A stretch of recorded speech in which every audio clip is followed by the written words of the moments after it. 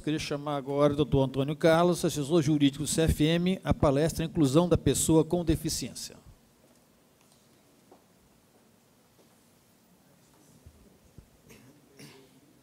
Segue, setinho, segue, volta, vermelho, laser.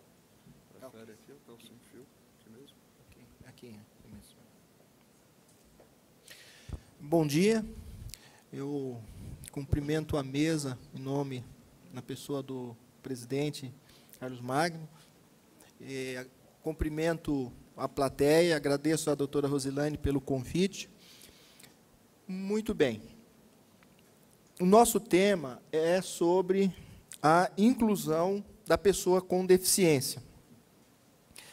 Essa inclusão, ela veio tratada na Lei 13.146, de 2015, que já é certamente de conhecimento do público. E interessante ressaltar que nós vamos falar, ou o tema é inclusão, mas na minha percepção, essa lei, a par de trazer benefícios, mas ela traz alguns malefícios e a exclusão do ponto de vista jurídico, e vamos tentar demonstrar isso. Em razão do tempo, nós também vamos deixar, não vamos nos deter muito em determinados conceitos, em determinados pontos, mas gostaríamos de apenas apontar que a base legal, a base jurídica da inclusão, ela então veio com essa lei 13.146, que institui a pessoa inclui a pessoa com deficiência de uma forma mais ampla, e ela decorre de tratados e convenções das quais o Brasil é signatário. Então, ela conceitua, em seu artigo 2º, essa lei, o que é pessoa com deficiência.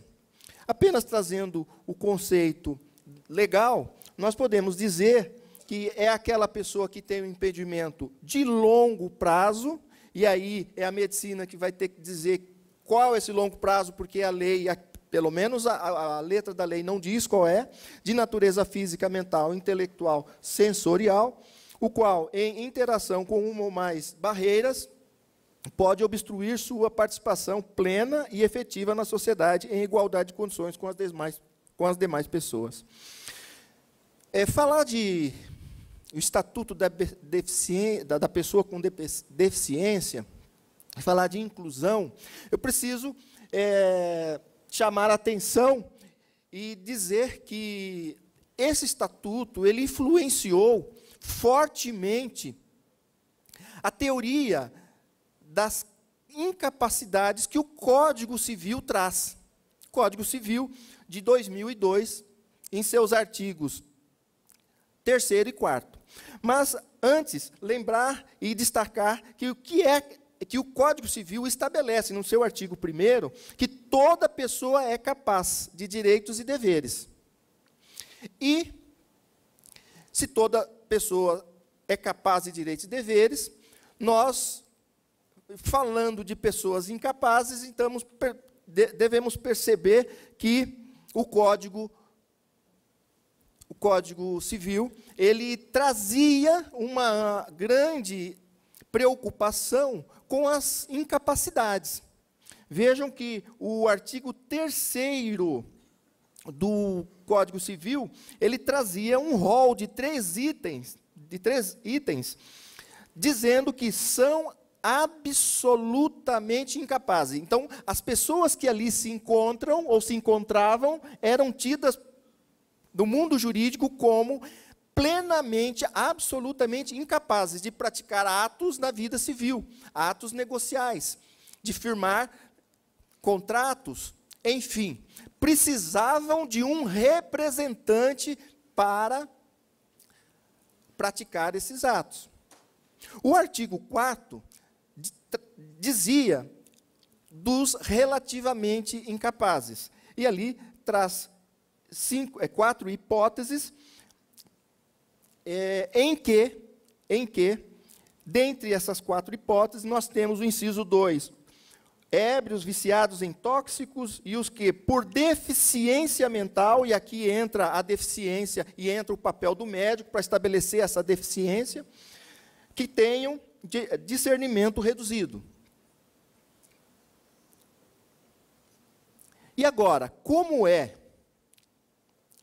ficou esse Código Civil pós-Estatuto da Pessoa com Deficiência?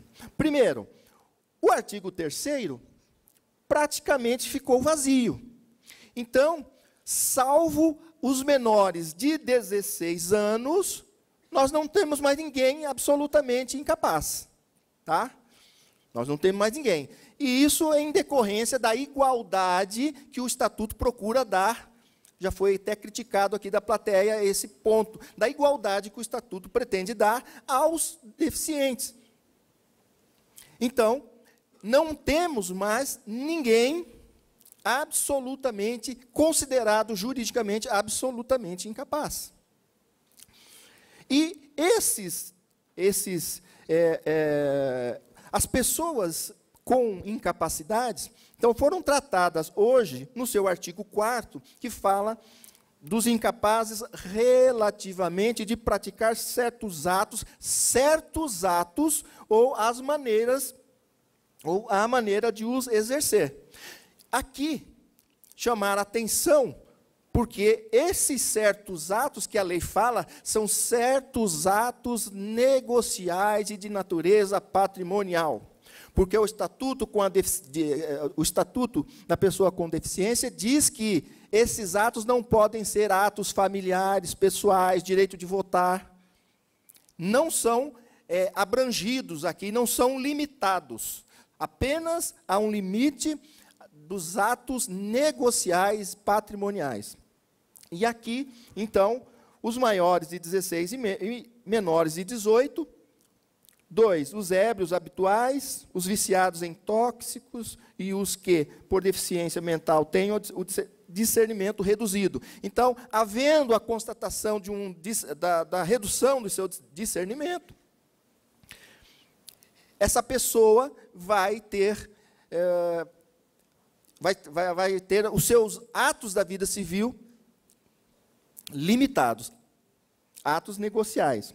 Os excepcionais, sem desenvolvimento mental completo, os ébrios habituais, os viciados em tóxicos. E aqueles que, por causa transitória ou permanente, não puderem exprimir a sua vontade. Então, esse rol, ele está no rol dos relativamente capazes e precisará, para ser considerado relativamente capaz, precisará de uma atuação, de uma medida judicial para poder, no caso concreto, dizer: este é incapaz nesta medida. Por quê? Porque a legislação excluiu aquela incapacidade absoluta, aquela incapacidade pré-definida. Então, precisaremos agora definir, no caso concreto, e isso pode trazer reflexos, até prejuízo para a própria pessoa deficiente. Mas a lei é lei, dura lex, sed lex, temos que cumpri-la ou temos que tentar cumpri-la, nos adaptarmos a ela, até que se decante, até que se apure e se chegue a algum consenso, até mesmo para modificação. Bem, feito isso, nós vamos avançar para falar da avaliação de deficiência que essa lei 13.146, de 15, traz. A avaliação deverá ser biopsicossocial, a ser realizada por uma equipe multiprofissional e interdisciplinar. A preocupação primeira é porque, e é uma preocupação do Conselho Federal, o Conselho já se reuniu, já pensou e já tomou providências, e ainda toma providência a respeito da preocupação que essa lei traz quando fala nessa avaliação da deficiência. Quem fará essa avaliação? Bom, o Ministério dos Direitos Humanos, pela Secretaria Especial dos Direitos Humanos, dos Direitos da Pessoa com Deficiência, ela cria um modelo de avaliação unificado de deficiência. E aqui está a grande preocupação. Sob o ponto de vista, na análise jurídica do CFM, a fórmula encontrada para estruturar esse modelo de avaliação, ela é inapropriada, pois fere os incisos 12 e 13 do artigo 4º da Lei 12.842 de 2013, que é a lei do ato médico.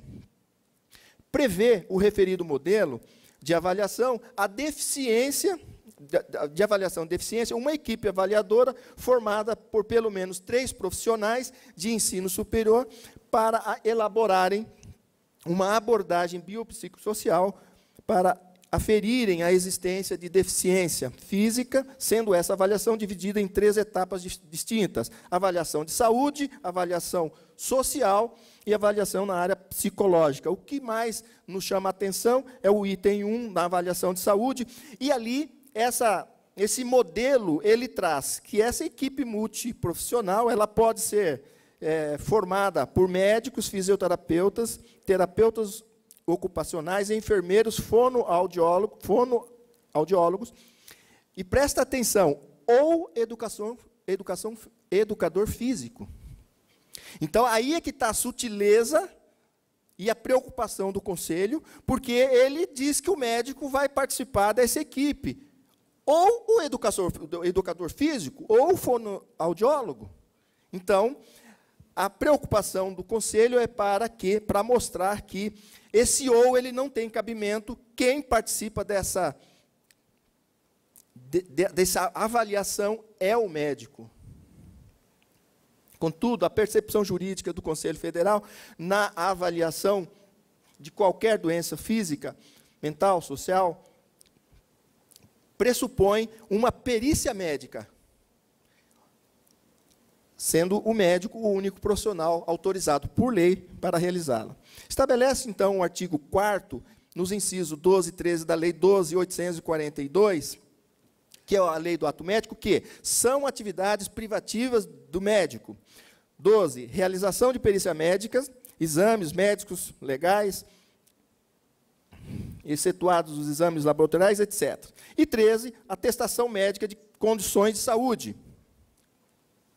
Assim, a elaboração de uma avaliação de uma deficiência nada mais é do que uma perícia médica e a atestação das condições da saúde do deficiente. Logo, são atividades privativas do médico.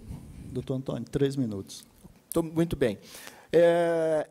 As profissões regulamentadas, sabemos, ela decorre de uma base constitucional. Em devido do tempo, vamos avançar sobre esse ponto, tentando aqui mostrar que a lei do ato médico, ela define o que é diagnóstico nosológico, em seu artigo 1º. Depois, esta lei também responde quem é o profissional autorizado para a determinação do diagnóstico e do tratamento das doenças, em seus parágrafos únicos, em seu parágrafo do artigo 2º, ao dispor que o médico desenvolverá suas ações profissionais no campo da atenção da saúde para promoção, proteção, prevenção, diagnóstico, reabilitação. Conclusões. Bom, diante de tudo isso, e para finalizar, o que nós concluímos?